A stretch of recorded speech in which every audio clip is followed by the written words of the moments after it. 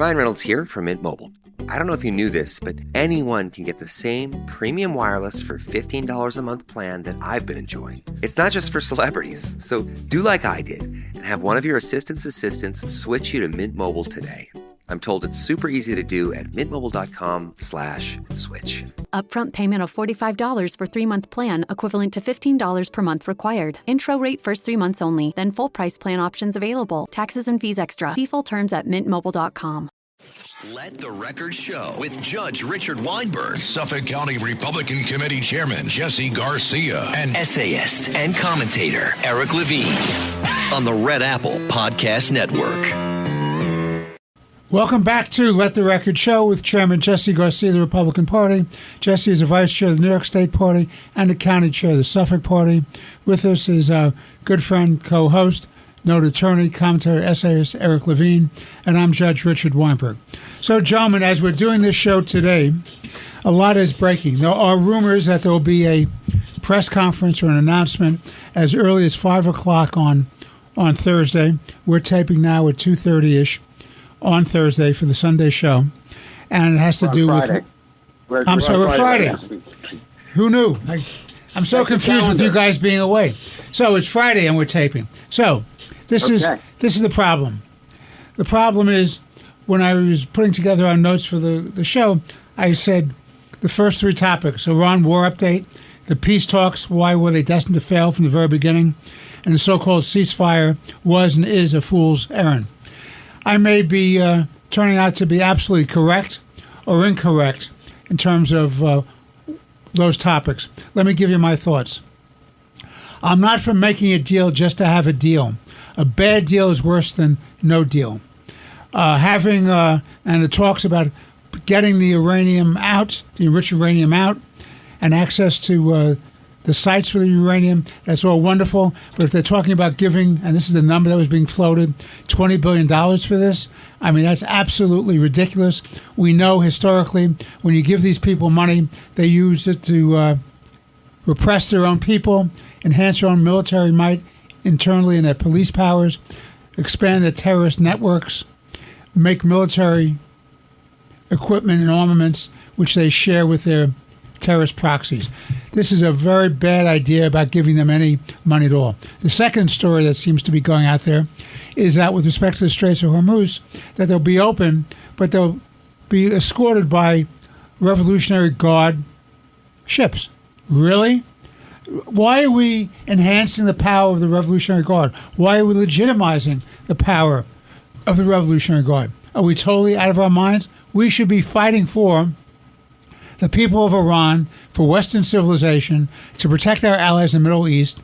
If the Revolutionary Guard or their military stay in place, there's no such thing as a reasonable, moderate alternative with the regime in power. That regime has to be replaced. We can't allow it to survive.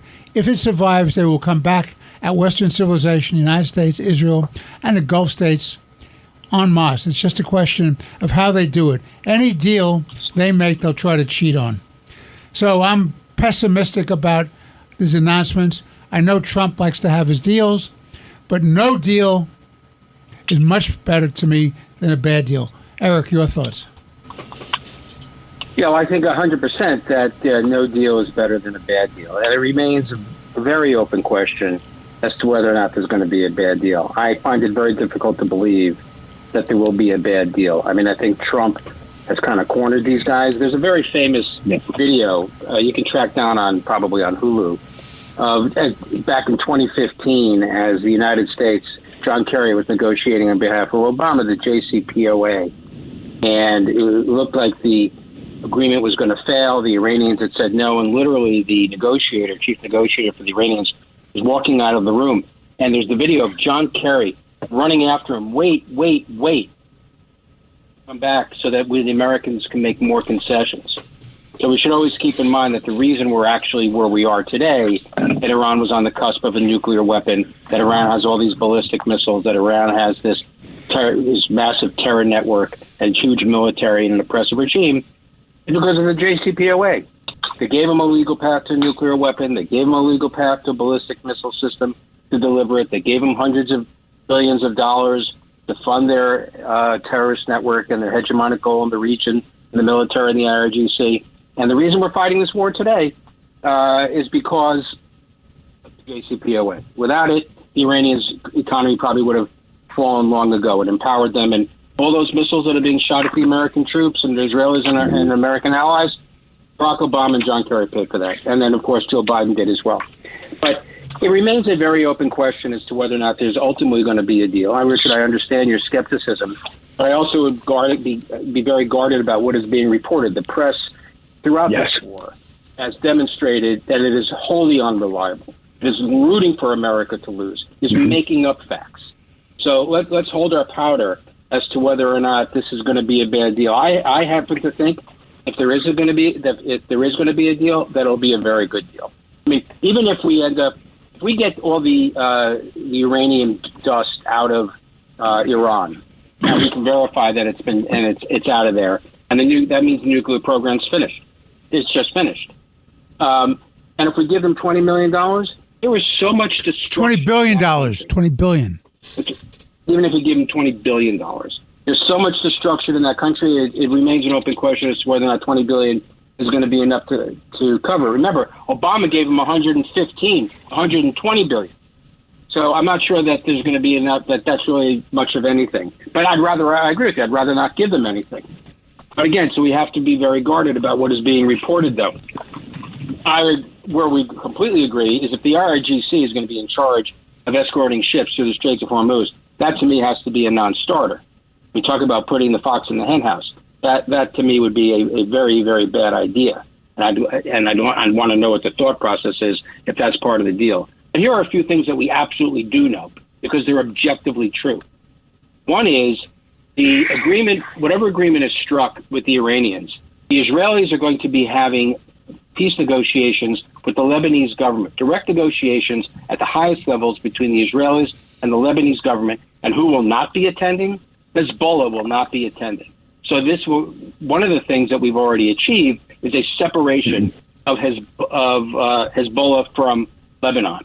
And the Hezbollah is really back on its heels because of the Israelis' attacks on them, and the Iranians have had a great deal of trouble funding them. So if there's going to be an agreement with Iran, it's going to involve separating Iran from Hezbollah because they're just not going. They're going to have to concede or stop attacking us. The Iranians are not going to say, okay, we have no deal unless you force the Israelis to stop Hezbollah, because Lebanon wants Hezbollah neutered, Syria wants Hezbollah neutered, Turkey wants Hezbollah neutered, the Israelis want Hezbollah neutered, and the Gulf Arab states wants Hezbollah neutered. So this is going to be cutting the ties between Iran and Hezbollah. It just leaves them out there. So why do they have a ceasefire between Lebanon and Israel? What's the purpose of that? Hezbollah can rally themselves. To give Ayun cover. Remember, the minute after they were talking about the Iranians were insisting on a ceasefire, the Israelis kept at it. And just before the ceasefire was agreed to, the Israelis had a massive attack on Hezbollah where they killed more Hezbollah leadership than they did in the pager. So not only are these guys now neutered literally and figuratively, more are dead, and the highest levels are dead. So they waited till the playing field was much better tilted towards the Lebanese government, but the Lebanese government wants Hezbollah out because Hezbollah is Iran, and Iran is basically taking control of the government. So they need Israel as the foil or as the power to push the Hezbollah out. And you know who else is not there? The French. Whenever Lebanon would be involved in a negotiation, typically the French are there because it's a former, French protectorate, close relationship between France and Lebanon. France has been completely sidelined, so they can't be there jumping up and down like a bunch of pansies, doing Hezbollah's bidding or Iranian bidding. So it also separates Hamas from Iran because Iran is being dealt with directly involving Hezbollah and it's not involving Hamas. So on that level alone, it's a huge success. So if we get the enriched uranium, Trump continues to say is an absolute red line. So I have to expect that we would. If there's a firm agreement as to the limitations of the ballistic missile program which is going to be purely defensive with a limitation on how far those ballistic missiles can be shot, to be launched, and it can be verified. And basically, and there's going to be no... Eric, you're breaking up. You got to get closer to the mic. You're breaking up on us. There's the opportunity, perhaps, of still the Iranian people rising up. No one's going to stop them from doing that if they can, obviously. And if the Iranian government has their hands tied dealing with their population, less harm that they can export abroad. But long and the short of it, I think it really remains to be seen what the terms of this deal are. So I would not pay too much attention to what the media has been reporting. Trump has been very, irrespective of what they were reporting, Trump has been very clear about what his red lines are. No nuclear enrichment, no uranium enrichment, no ballistic missiles that can, exceed a certain distance, and no funding of a terror network. And I expect that that's going to be what we're going to get. And the Strait of Hormuz is open for everybody. Yeah, the IRGC can't. I agree that they can't have a role there, but I think it's premature to be saying this is a terrible idea unless and until we see the ink is drawn on paper. All right. Before I turn it over to Jesse for his thoughts, I just want to say this: what's concerned me from the very, very beginning is Trump saying we have your back. Help is on its way to the 90 million people who are oppressed by these Islamist terrorists, these hegemonic evildoers who would destroy Western civilization, would destroy their own people. This is a real problem to me, because I don't want to have these people abandoned. And as we're talking now, they're executing and they're rounding up people and they're executing them. They're consolidating their power. The terrorist regime is consolidating its power. And to me, that is not a victory. Clausewitz famously said after the Napoleonic Wars that war is a continuation of politics and public policy by other means. But the point is, the policy that we have to have is these guys have to be gone and these people have to be free. And if we don't have that, they will be back at us. I've just gotten a signal that we have to take a break. We'll come back with Jesse's comments, and then we'll have our guest after the second segment. So in the third segment, we'll have a guest, and we'll do our second segment in but a moment. Let the Record Show with Judge Richard Weinberg, Suffolk County Republican Committee Chairman Jesse Garcia, and essayist and commentator Eric Levine on the Red Apple Podcast Network. Welcome back to Let the Record Show with Chairman Jesse Garcia, the Republican Party, noted attorney, commentator, essayist Eric Levine. I'm Judge Richard Weinberg. You had a comment to make, Eric, before we turn it over to Jesse. Yeah, I just want to comment on your observation regarding Trump's statement that help is on the way. Look, no one has been a stronger proponent for regime change in Iran than I have been, and I still support regime change in Iran. I think it'd be wonderful. But Trump has been very clear from the outset, and I agree with him, that to the extent there's going to be regime change at the end of the day, that's going to have to come from a popular uprising amongst the Iranian people. We can lay the groundwork for that, but they're going to have to come out of their homes. And to the extent that they, this is a nihilistic death cult, they're going to be assassinating, murdering, and torturing people. I'd like to think that the CIA, the Mossad, and the intelligence services from Azerbaijan have been working day and night to identify folks within Iran and getting, arming them and getting ready to rise up. But this regime, I do think, is on the cusp of being on the ash heap of history. It may not be because we bombed them into submission ultimately, but we can bring them to the tipping point. But it's up to the Iranian people to get out in the streets and have a popular uprising and do the final tipping. I understand the point. I'm just concerned about how this is going to play out. So, Jesse, your thoughts? Yeah, it's great to be with everyone, and it's a lot to unpack here. And I understand, Judge, I understand your skepticism. I do, and you've been skeptical about a number of these issues and such. But just to jump on, I think Eric has really laid out the true answer to this that I would just echo and such. But one of the things I would like to focus on is two. One is I think that we have to watch what's being leaked and what's being said in the press. By the time that this airs, we'll know what the deal is. Certainly, no deal is better than a bad deal. That has been very, very clear by the Trump administration. And whereas in the past, it has been the United States fading in the background and not supporting its allies in the region, specifically Israel.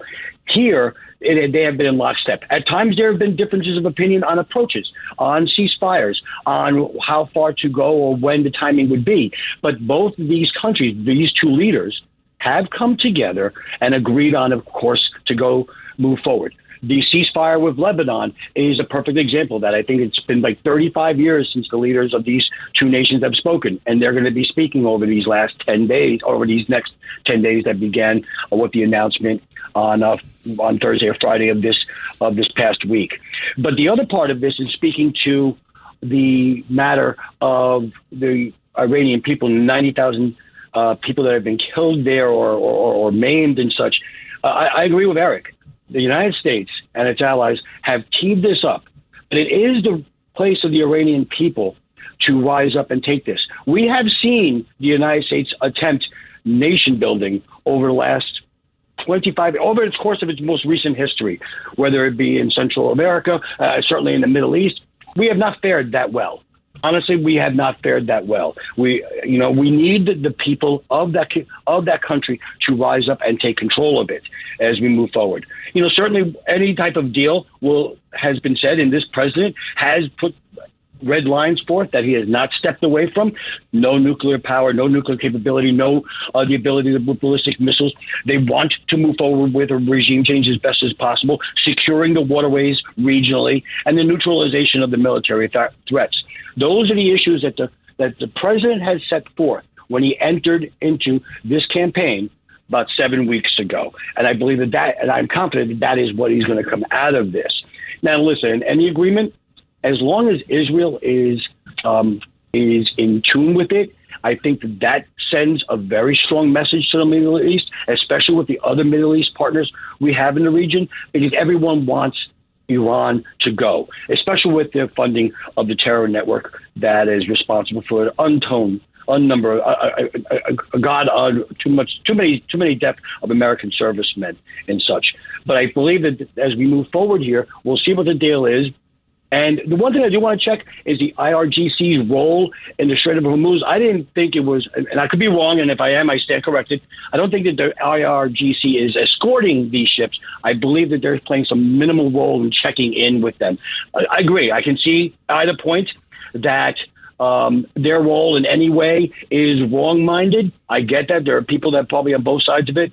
But I think what is important for this president as he moves forward and securing the support of other nations and other allies, there are some gives and takes that have come to be here. If a checking in with the IRGC is one of them, so be it. As long as the sea mines are removed and that shipping lane is open for our allies, which I guess 20% of the world's oil flows through, all the better. But I think that again, the elimination and the neutralization of the Iranian military as a threat is first and paramount, most important.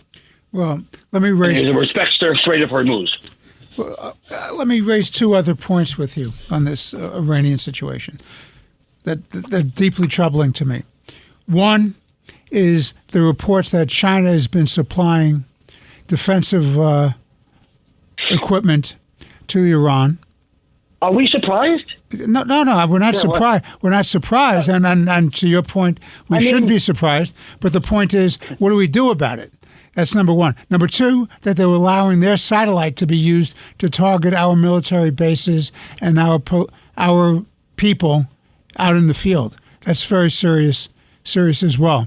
So they were giving them additionally offensive weapons. So the role of China in playing this game is very great interest and concern to me, particularly since the fact of the matter is the Straits of Hormuz are literally the vehicle by which China gets the oil. So China is in a weakened position with the blockade, the successful blockade of the United States of the Straits. And when Trump let them off the hook and allowed the oil to come to China, it was helping China. And what is China doing to us? We're playing a double game. Speaking of double games, let's not forget the so-called peace deal and the meetings are being brokered by Pakistan. How anybody can believe that Pakistan is a good faith actor is not playing a double game is totally contrary to the history. And Pakistan is on record as saying, just like Hezbollah, just like Hamas, just like the Iranian mullahs, that Israel has to be wiped off the face of the earth. Let's not forget that. Pakistan themselves, as a country, as a regime, have made it clear that Israel must be exterminated, must be wiped off. That's another genocide against the Jewish people and against a sovereign state. So I'm not sanguine about the fact that Pakistan are players here. Now let me make another point to you, gentlemen. I think it's long past time that the European Union and its member states in Europe face up to reality. They kept saying this wasn't our fight. They famously said that at the beginning, and I think it was Great Britain that said it wasn't our fight. Excuse me? Of course it's your fight, you fools, because who do you think is next up? Who's within range of their military ambitions and their political ambitions, of their Islamist ambitions? But Europe. Europe is being overrun because of their open borders, because of the EU. And what do you have in place? You have in place that, of course, Europe is a target and the Islamists are on the move. When are the European nations going to stand? This is not just America's fight or Israel's fight or the members of the Abraham Accords fight or the Gulf states fight. This is Europe's fight, and it may primarily down the road be Europe's fight. Eric, your thoughts? So to take them in order.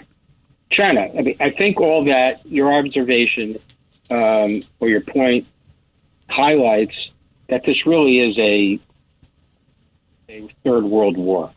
There is a axis of evil amongst Russia, China, North Korea, and Iran. And people have been trying to separate and view these things and just distinctly, Ukraine's over there, Iran's over there, Taiwan's over there. No, these are all interrelated. And the goals of Russia, China, North Korea, and Iran has always been to upend the American-led world order. And China is seeing an ally destroyed. Now, China typically stays out of these things. You know, they're not sending troops and they're not confronting the United States. I have no doubt for a moment that both Russia and China are providing the Iranians with intelligence, just like we are supplying weapons and intelligence to the Ukrainians as they are fighting Russia. We're on one side, they're the bad guys, they're on the other side.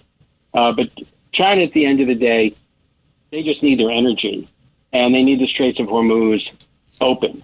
And they're not going to be attacking American ships. And if the Straits are open, then the Chinese have achieved their goals. But it's in everyone's interest that the Straits of Hormuz be opened. It's an international waterway, and in large part, the American-based world order is predicated on freedom of navigation, and we're the safeguard, we're the policemen of that, whether we like it or not, we are. It used to be the British back in the 19th century, but now it's us.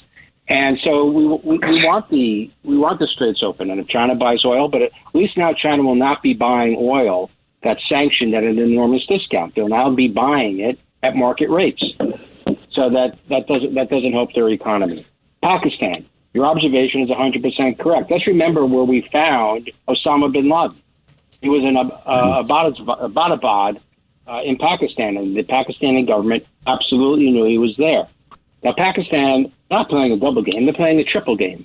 They are allies of the Chinese, they're allies of the Russians, but they're also very close allies of the Saudis. You know, they're Sunni Arabs.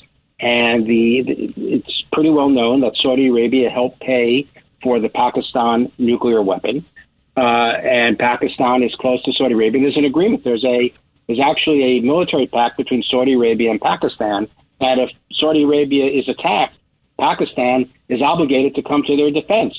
So if Iran is attacking Saudi Arabia, technically, if Saudi Arabia triggers the agreement, Pakistan will have to fight with Saudi Arabia against Iran.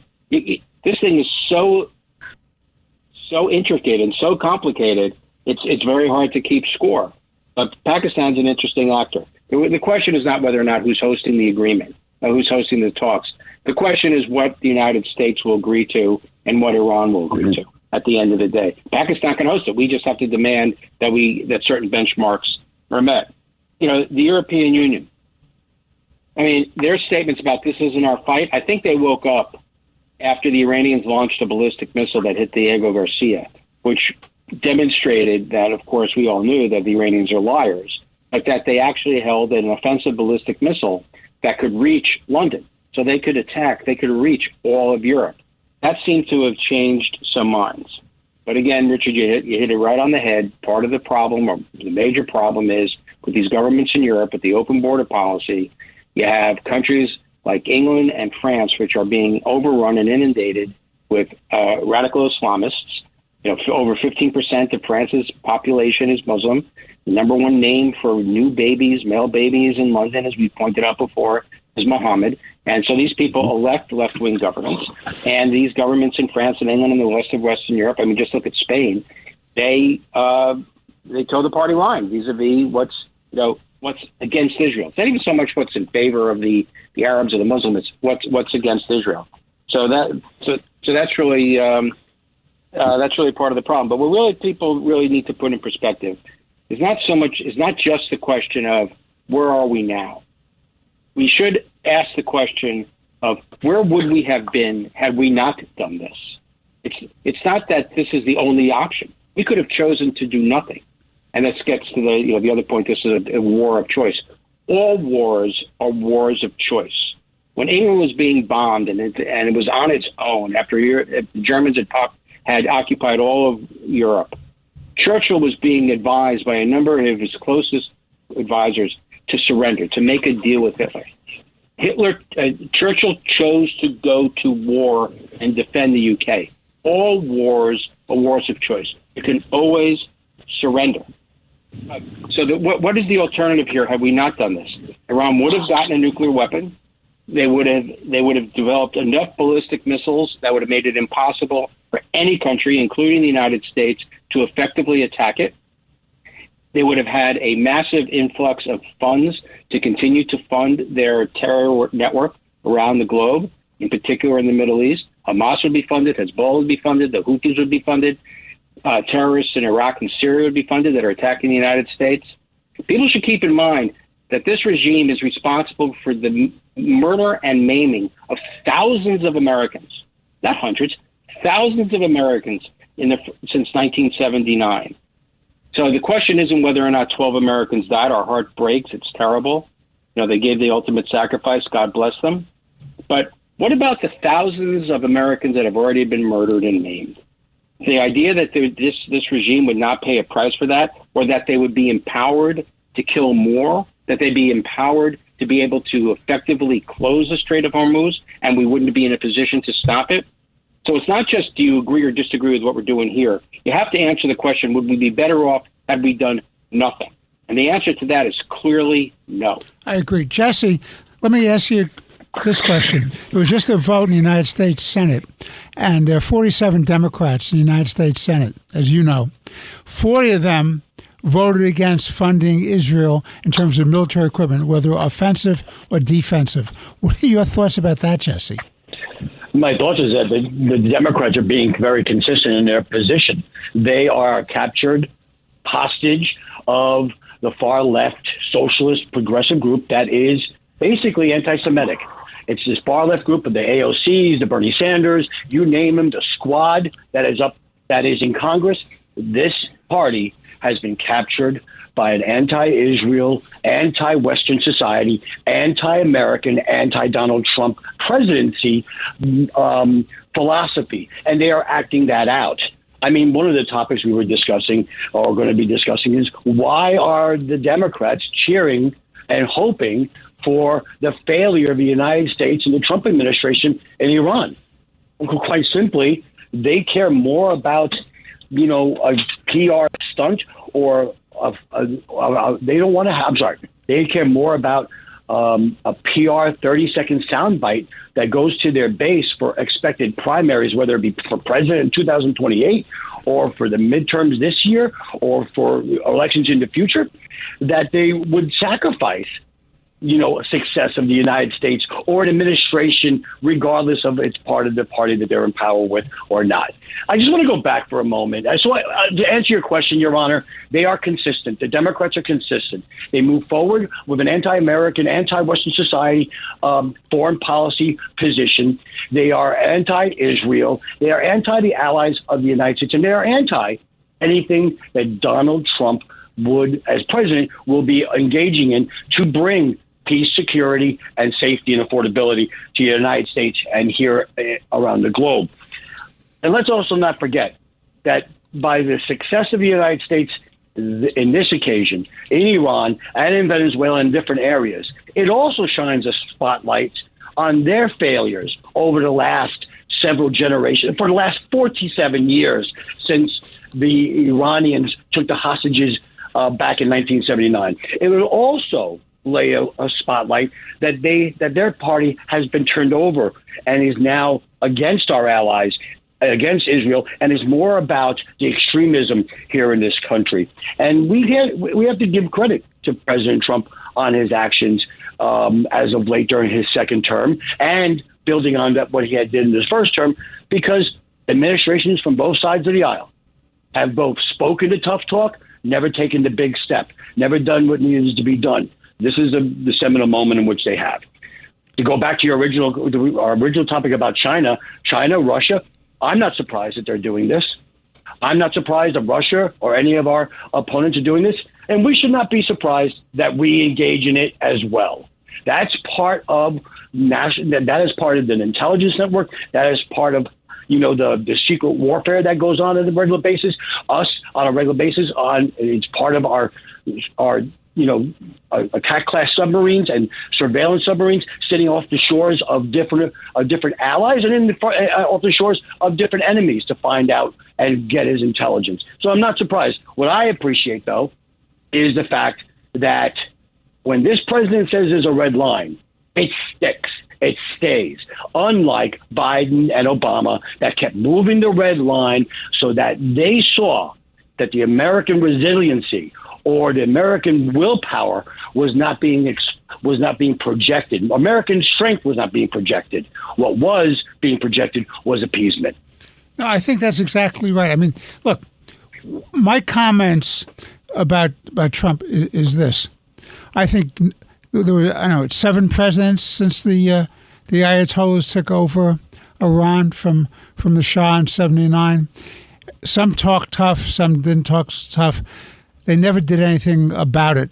These were formidable opponents who were building up over the years using our money, our resources, the money that Obama snuck to them, laying off the embargoed money, that the debt that was owed to them. And they use this for nefarious and dangerous purposes to the United States, Western civilization, and our allies around the world. There's no doubt that Trump did the right thing, and I fully support President Trump. And I was hoping that he would do this, and I'm delighted that he did this. My concern is that I do not want to see defeat grabbed out of the jaws of victory.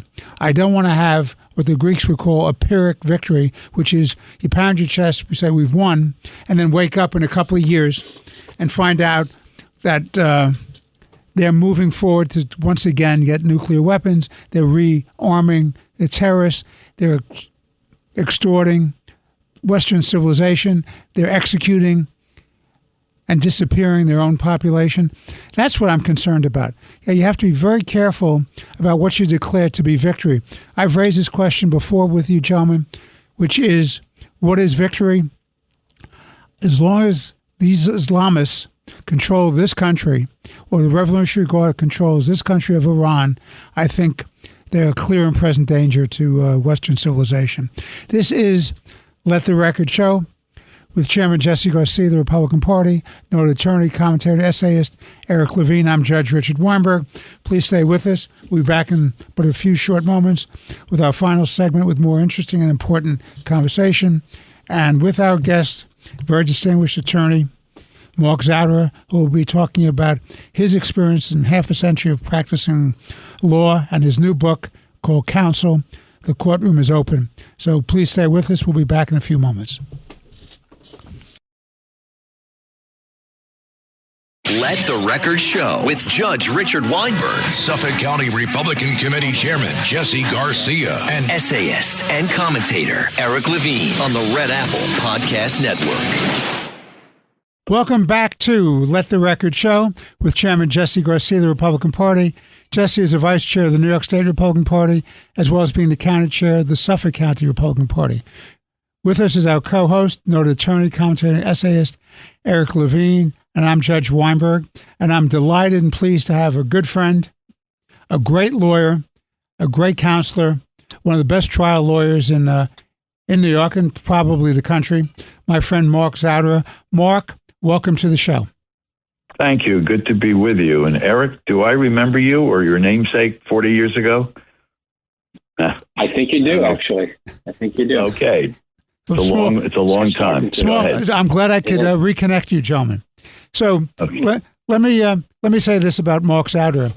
Not only is he a noted attorney and one of the great trial lawyers, but he is a go-to person as an advisor to many distinguished senior judges and great judges in the history of the state of New York. He's been a member of or helped run many study groups, commissions with the New York judiciary.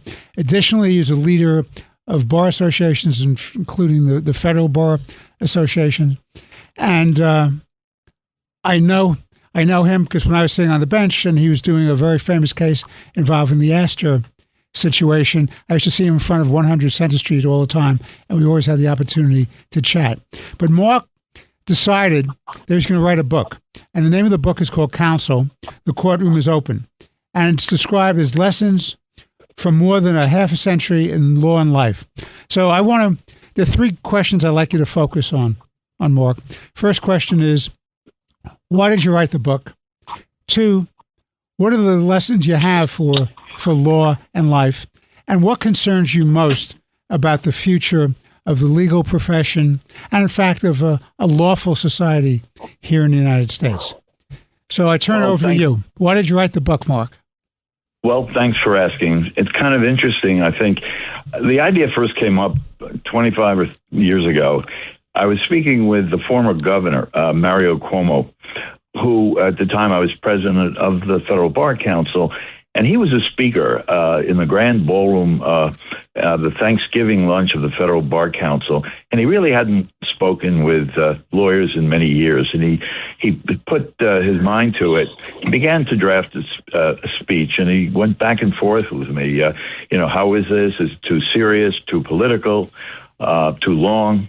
And we spent some time on it. I gave him some suggestions, and then he turned to me, and he spent about an hour asking me about my own life. And at the end of that, he said, "Mark, why don't you write your autobiography?" And I was flattered, but didn't think twice about it till about 2 years ago when my grown son, Daniel, said, "Dad, why don't you write your autobiography?" Somehow the idea resonated, and I said I would do it. And it started there, and it was really a very enjoyable experience doing it. And I was happy to share my thoughts in this book, which is published just the other day, and it's being widely distributed by Simon & Schuster, and I hope people have the opportunity to hear some of my thoughts. I think your second question was, remind me. Second question is, what are the great lessons you've had in life? You're a very young guy, even though you've had 50 years at the bar, and I think there are lessons we all get as lawyers or political leaders or governmental leaders about not only the profession that we're in, but also about life itself and what this all means. So what great lessons did, as you sat down and wrote the book, you were thinking about this in terms of lessons? This isn't just anecdotal. This is about real life experience that led you to certain values and certain lessons. What were they? Yes, that's very well put. What occurred to me, and this is a theme throughout the book, let's start with law. We always thought of law as the profession of law, not the business of law. And over the last I would say 30 or 40 years, there's been this migration from what we thought of as a learned profession, just like accountancy or medicine, into what's called typically the business of law. At the time when I started practice, we were the profession of law, often serving the businesses. We were not the business of law. And that really occurred to me some years ago. I was watching the Super Bowl, and there was a minute-long ad, and we know that those ads are very expensive, and a lot of thought goes into them. And it was an ad by one of the major accounting firms and said, "We are in the business of accounting." And at that point, I thought, why did he not say we're in the profession of accountancy? And the book talks about some of the factors in society that have detracted, I think, from the legitimate image of the learned professions. We are the inheritors of what was once a guild system, where professionals were called the learned professions. I mean, the word was right in there. And in law in particular, I have a chapter on that in the book, which is, what has happened to law firms. A number of things have come into confluence that have produced that change, and it's not been all for the better in society, in my opinion. I'm wondering if someday we're going to be the business of medicine. Every profession will no longer have that appellation. So, a couple of things have happened in New York and major cities since I began practicing law. Law firms were once homegrown institutions. The major firms that we know today were typically in one city, in New York City, for example, which had major law firms serving particularly the financial community. And over time, several things happened. One, I think, the rise of the focus on what we call the profession still, I think, in investment banking firms. The income that was really quite high was beginning to be observed by lawyers, and they felt competitive. Also, we had the American Lawyer, which was an industry publication, which began to emerge in the late 1970s, was reporting the income of what some lawyers were earning in major law firms. And that became much more the focus. One time, I think for lawyers in society, the coin of the realm was not money. It was respect in the community, dignity, which was well earned through the very moral practice of law. And at times we've seen some of those morals challenged. Lawyers were not supposed to subscribe to the morals of the marketplace. They were assumed to practice with a certain credibility and integrity that was far above that. And I think the final influence, I think, that's caused this is as clients grew to have international needs. They had cross-border transactions. They operated in different countries, and they wanted law firms to be one-stop shopping. And so for law firms to meet that need, they had to expand. And whereas at one time, lawyers who came out of school joined these firms and rarely moved beyond those firms if they became partners, were inculcated with the firm culture. By the time they became partners, they had been there 8 or 9 years, and they knew the firm values. But to meet the expectations of these international clients, they had to grow by aggregation, acquiring firms by a very narrow set of criteria. How much business do you have? How many hours are your lawyers billing? And so those that came to the law firm came from another firm from which they had no loyalty, and were often, if they were dissatisfied with the new positions, would move on to the next firm. So there was no coherent culture, and that began to dissolve. And that's affected the profession in another way, which is look at how young lawyers are compensated. They're compensated often by according to a minimum hour requirement.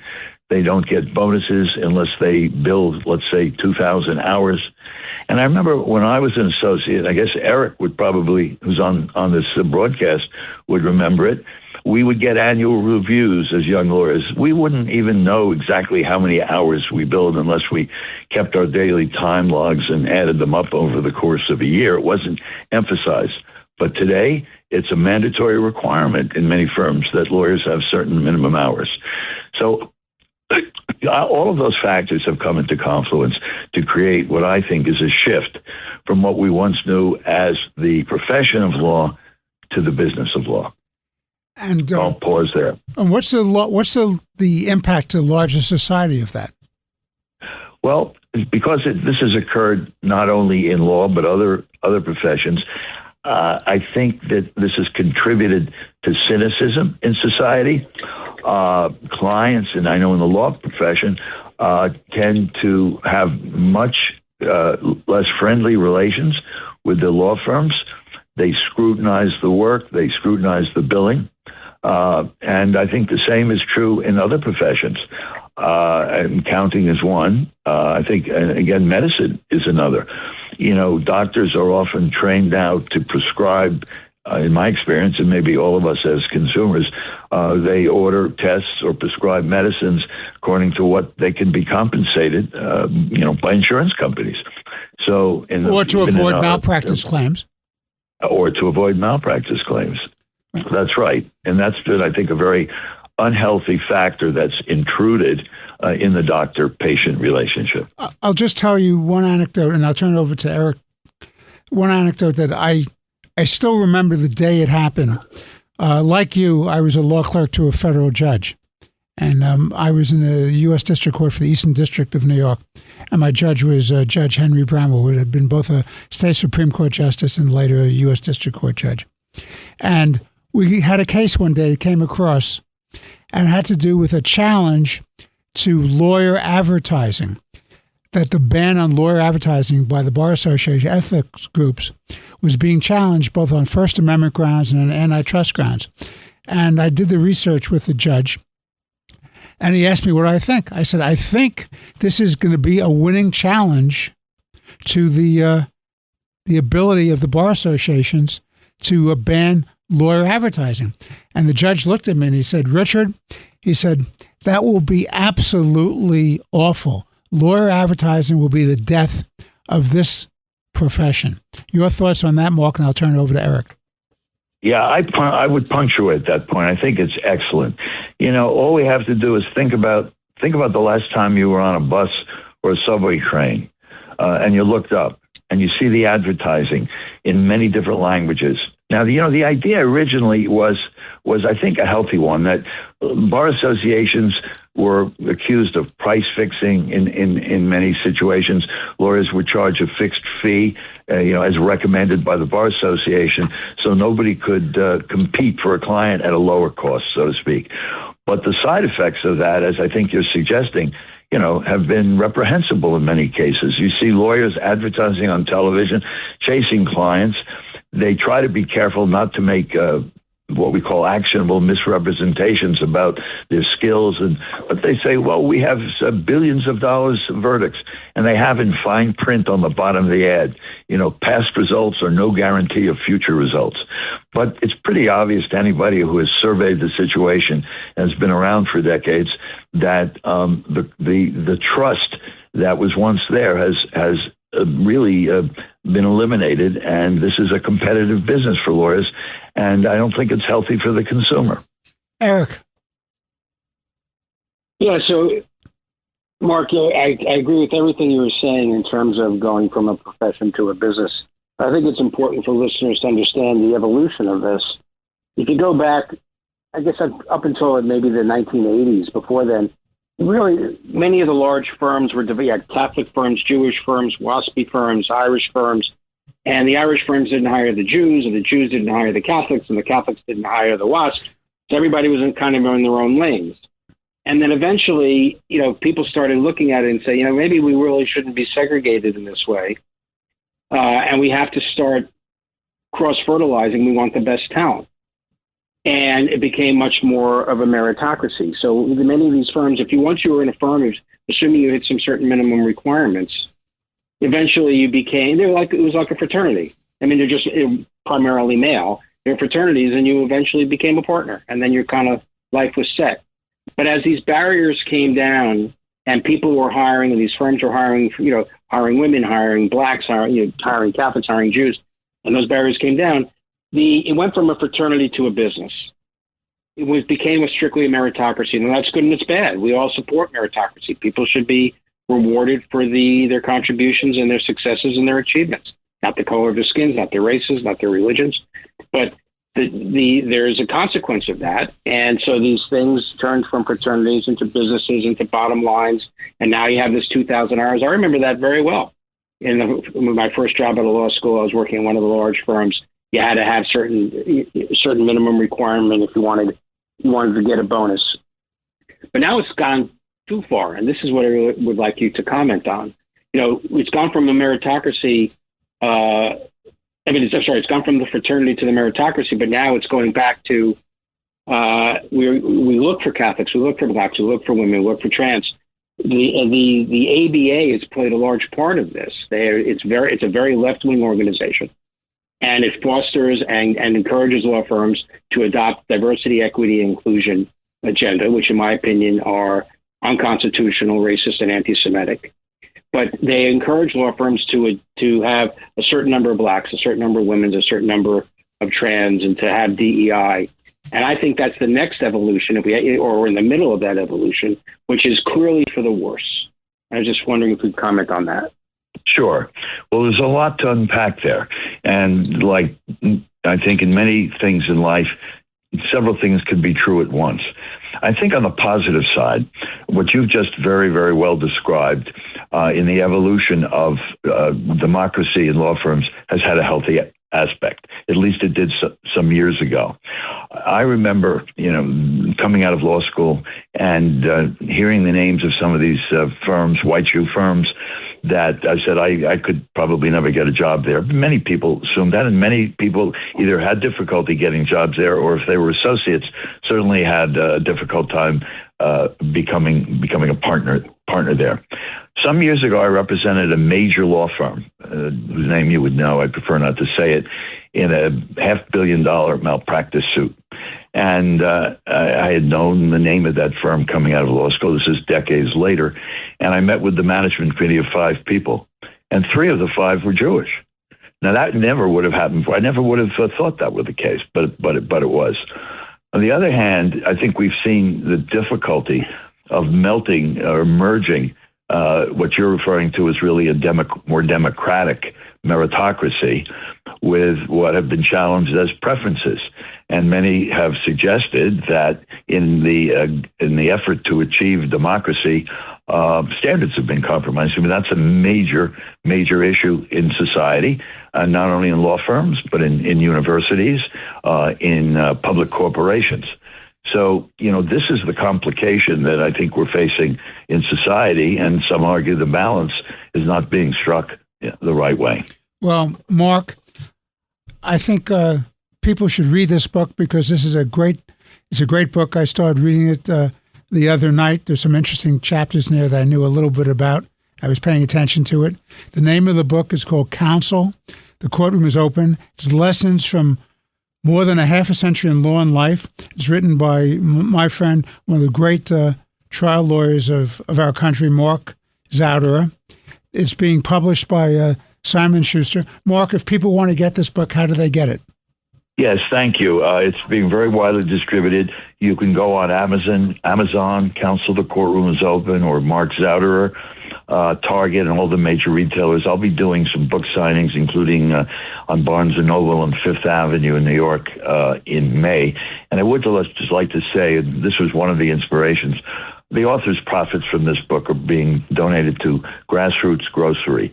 It's a not-for-profit founded by my son that distributes food to those in need in the Bronx, in New York City. And so I was very proud and privileged to do that. And I thank you for bringing attention to this book. I think you'll enjoy it. It's not just a story of cases, but it has my thoughts and questions about many of the issues that you've just asked me about on this program. I thank you for doing that. Well, once again, on behalf of Chairman Garcia, Eric Levine, and myself, we want to thank you, Mark, for joining us. The name of the book, again, is Counsel. The Courtroom is Open. It's written by a distinguished attorney and leader of the bar, Mark Zauderer. Zauderer is spelled Zauderer. It's available at Amazon. There'll be book signings at Barnes & Noble. Mark, thank you for joining us today on Let the Record Show. And to our audience, Jesse Garcia, our distinguished chairman of the Republican Party, noted attorney, commentator and essayist Eric Levine, and myself, Judge Richard Weinberg, want to thank you for listening. We look forward to being with you next week. And once again, God bless you, God bless your families, and of course, God bless America. Thank you for listening. Thanks for listening to Let the Record Show with Judge Weinberg, Chairman Jesse Garcia, and Eric Levine. You can hear Let the Record Show Sunday mornings at 6. If you like the podcast, share it with your friends and listen anytime at WABCRadio.com and download the WABC Radio app. Hit that subscribe button on all major podcast platforms. Plus, follow WABC on social on Instagram, TikTok, Facebook, and X. See you next time for a new episode, so you never have to wonder, what the heck is going on here? Starting a business can seem like a daunting task, unless you have a partner like Shopify. They have the tools you need to start and grow your business. From designing a website to marketing to selling and beyond, Shopify can help with everything you need. There's a reason millions of companies like Mattel, Heinz, and Allbirds continue to trust and use them. With Shopify on your side, turn your big business idea into... Sign up for your $1 per month trial at shopify.com/special offer.